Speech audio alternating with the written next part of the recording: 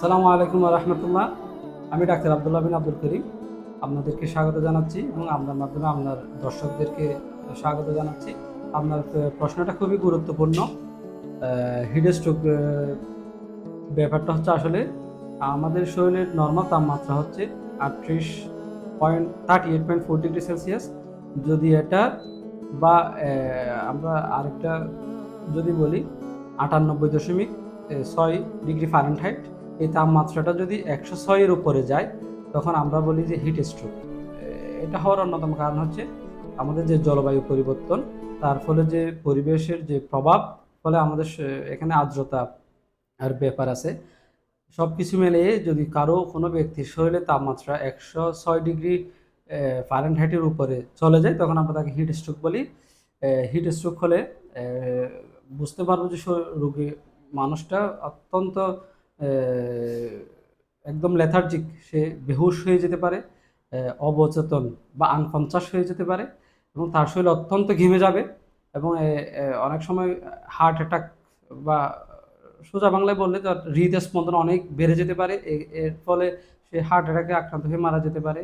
এবং আরও যেই রোগগুলো হতে পারে, এই অত্যাধিক তাপের ফলে মানুষের খাবার দাবারের বৈচিত্র্যতার ফলে মানুষের ডায়রিয়া বলি আমরা, ফুড পয়জনিং বলি, এগুলো হতে পারে। এবং শরীরের যে আমাদের ত্বক আছে, ত্বকের মধ্যে অনেক ধরনের রোগ হতে পারে এবং ইচিং বা চুলকানি হতে পারে। এবং বিশেষ করে বাচ্চা এবং যে বয়স্ক মানুষ আমাদের পরিবারে রয়েছে, সমাজে রয়েছে, তাদের ক্ষেত্রে এর প্রভাবটা অত্যন্ত বেশি। তো যদি অনেক বেশি গরম লাগে, যে কোনো মানুষের আমার পরামর্শ থাকবে যে দৈনিক 3 থেকে 4 লিটার তার শরীরের উচ্চতা ওজন হিসাবে সে পানি পান করবে। এবং কুলিং বলি আমরা, বা স্প্রিং, আমরা হজে দেখেছি হাজিদেরকে সৌদি সরকার স্প্রিং করছে কুলিং, ফলে তাপমাত্রা কিছুটা কমে আসে। আমরা একটা ছায়ায় থাকবো বা ফ্যান বা যেখানে তাপমাত্রা কম সেই জায়গায় থাকবো এবং শরীর আমরা মুছে নেব, মানে ঠান্ডা পানিতে তোয়ালে ভিজিয়ে সেটা দিয়ে শরীরটাকে আমরা মুছে নেব এবং পানি পান করব। পানিটা খাবো যে আমরা স্বাভাবিক নর্মাল পানি, কোনো ফ্রিজের পানি না। ফ্রিজের পানি খেতে গেলে তখন বিপদ, যদি কারো তাপমাত্রা বেড়ে যায় সেজন্য ফ্রিজিং পানি বা কোকাকোলা, এই তরল এগুলা তরল যে আইসক্রিম বা এই সমস্ত যেগুলো ফ্রিজিং তরল জাতীয় খাবার আছে সেগুলো যদি খায় তখন তাপমাত্রা অত্যাধিক যেটা বেড়ে গেছে হঠাৎ সেটা কমে গিয়ে হাইপোথার্মিয়া হয়ে যেতে পারে, তখন মানুষের জন্য বিপদ। অনেক অনাকাঙ্ক্ষিত ঘটনা বা মৃত্যু হয়ে যেতে পারে। ফলে পরামর্শ থাকবে যে ঘর থেকে আমরা বের হলে ছাতা ব্যবহার করব, সুতির কাপড় পরবো, সাদা কাপড় পরবো, যেগুলো তাপকে কী করবে, শোষণ করবে না, তাপ ছেড়ে দিবে।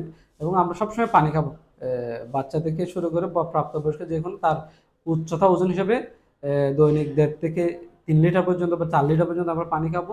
এবং আমাদের অনেকটা ভুল ধারণা আছে আমরা স্যালাইন খাবো কিনা, না। স্যালাইন খাওয়ার ইন্ডিকেশন হচ্ছে যে কারো শরীরে যদি লবণের পরিমাণ কমে যায় তখনই স্যালাইনটা খেতে পারবে। অহেতুক স্যালাইন খেয়ে আবার আমি আমার শরীরের যদি লবণের পরিমাণ বাড়ায় ফেলি তখন কিন্তু হার্ট অ্যাটাক হতে পারে বা আমার শরীর রিজিড হয়ে যেতে পারে, শক্ত হয়ে যেতে, তখন আমার পরিবারের বা যে কোনো জায়গায় আমি বিপদে পড়তে পারি। ফলে পরামর্শ থাকবে যে আমরা সুতির কাপড় পরবো, সাদা কাপড় পরবো, চাদা ব্যবহার করবো, পানি রাখবো, পানি খাবো এবং